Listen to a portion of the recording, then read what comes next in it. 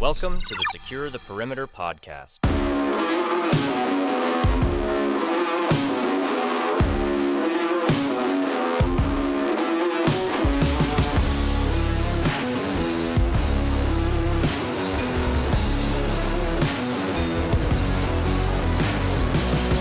Good morning. Thank you for joining the Secure the Perimeter podcast.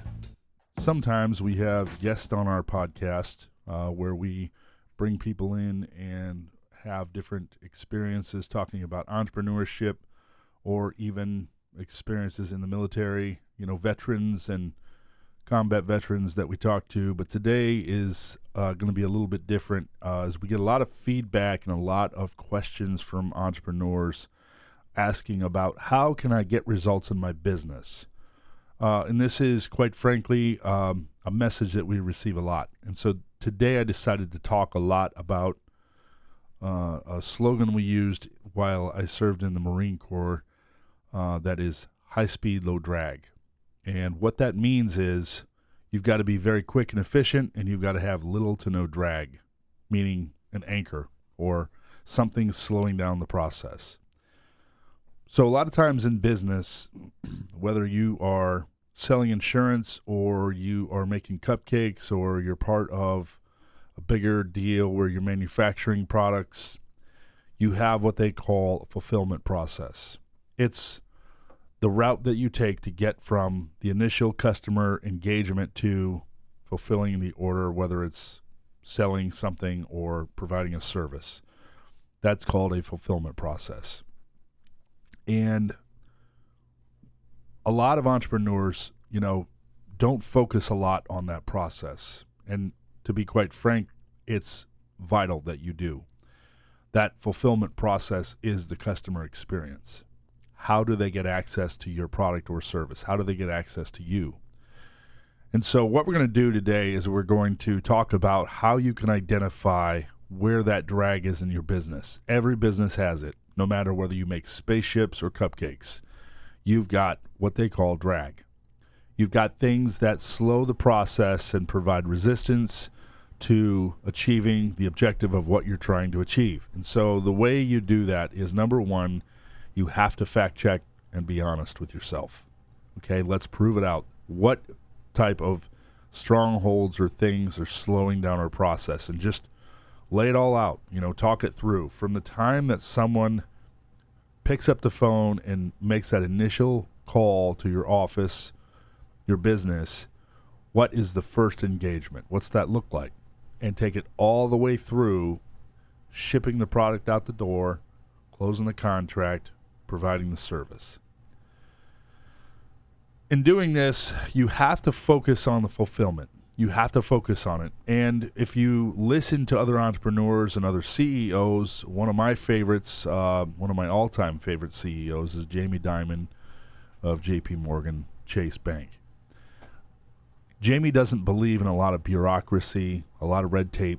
He just is interested in getting straight to the point and getting right to work. A lot of times, he would discover that JP Morgan had hired consultants to come in and analyze the process and come up with a strategy. Jamie's just about rolling up your sleeves and getting to work, and I'm a big proponent in that as well. So you have to identify and look at your fulfillment process and identify where the drag is. When you do this, you have to look at everything in your business. The way your product is manufactured, if you're selling insurance, the way that you write up a contract, or the type of products that you offer for insurance, or if you have a cupcake company, what kind of ingredients are you using, where are you sourcing those ingredients from, how long does it take you to make it. You really have to put this process under a microscope. And again, you want to eliminate as many unnecessary steps as possible, because more steps just prolong the process. Well, I have to do this now, and I have to route it over to this person, and this person has to do this, and this person, then gets involved, and then it gets, provisioned, and then this product or service gets pushed over here, and then it gets validated by this team, and all of that needs to really be evaluated, and you really need to determine, do I really need 15 people for this process, or can I do it with 3? And I think a lot of entrepreneurs would agree with me when I say you could probably take 100 people in your organization and do the same job with 90 of them by just cutting some corners and taking out some unnecessary steps. And I think you could do it pretty quickly and easily if you just analyze it and put it under the microscope. And so how do we get there? Well, the idea is to promote efficiency. Again, streamline the process, cut out all the unnecessary steps. And in doing that, you're literally removing all the cogs in the wheel of getting your fulfillment process summarized into a very condensed process that is quick, easy, and efficient for the customer, promoting customer experience. And again, you have to promote customer experience. How do you do that? You literally use reverse planning, something the Marines do when we would plan the execution of a mission, a patrol operation, for example. We would use reverse planning. When is extract? So you start at the end result. And for you as a business owner, you would start at the end result. You're going to say, okay, what's the end result of this fulfillment process? Well, it's to get a cupcake in the hands of the customer. Well, how can I do that? So you start at getting a cupcake in the hand of your customer, and you work your way back to the very beginning. What needs to happen in order to do that? Well, the customer has to walk into your store, or the customer has to get online and place the order, or the customer has to pick the phone up and call your office. Okay? Now, I know that most of you guys have been doing this for a while, and maybe the first step in the process is pick up the phone and call. Well, I would tell you that a lot of these voice over IP systems, VoIP systems, are great for routing the customer the right way. But I could tell you as a customer, it is arduous when you pick the phone up to call a company to get a product or a service and you get routed 52 times. That is arduous. And most of the time, customers get frustrated and end up hanging up. Or you're talking to a voice automated system that can't understand what you're saying, and so they ask you to repeat yourself. 9 times out of 10, the customer's going to say, no thank you, and they're going to hang the phone up. They don't have the time. Customers typically are not that patient, okay? So you have to really analyze that and look at it. Yeah, I've got this great expensive voice over IP phone system, but how is it working for me? And so you really have to analyze that and be truthful. And don't just use your own opinion to validate these instances where you're looking at the processes, but get feedback from people. Have someone call in, do the litmus test, and we'll talk about that in a minute. Have people really look at it and give you some feedback about what that experience really is like. And so you're using reverse planning now. So you start at the end result and you work your way back to the initial engagement of the customer.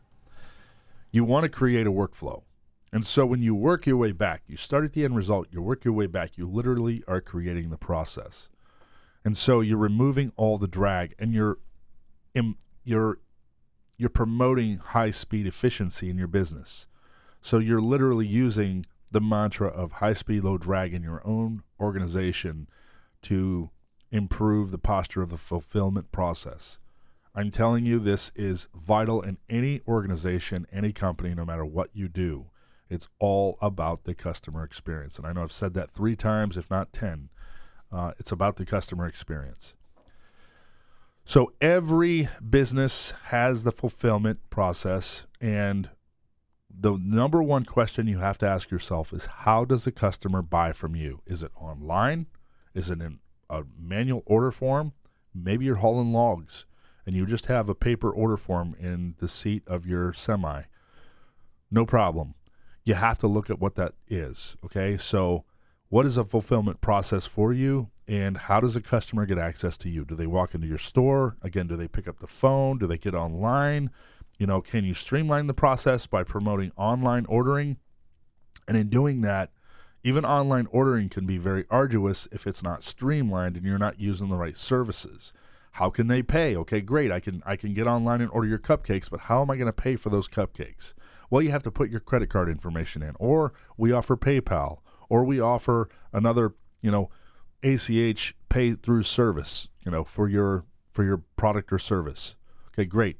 What's that experience like? If I've got to be on there for, half hour filling out, online forums, I may lose interest and just abolish the whole thing. So really look at that.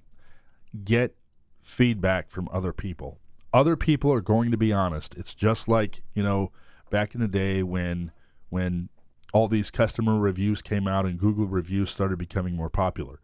People look at reviews. They want to know what other people are saying about your product or service. Now, we all know that there's those, negative Nancy's out there. They're going to leave negative feedback and you have to reply to them and respond. But overall, big picture, customers are looking at what your mean average is, what your, do you have a 3-star rating or do you have a 5-star rating? Do you have a 4.5-star rating? Do you have a 1-star rating? And really look at that.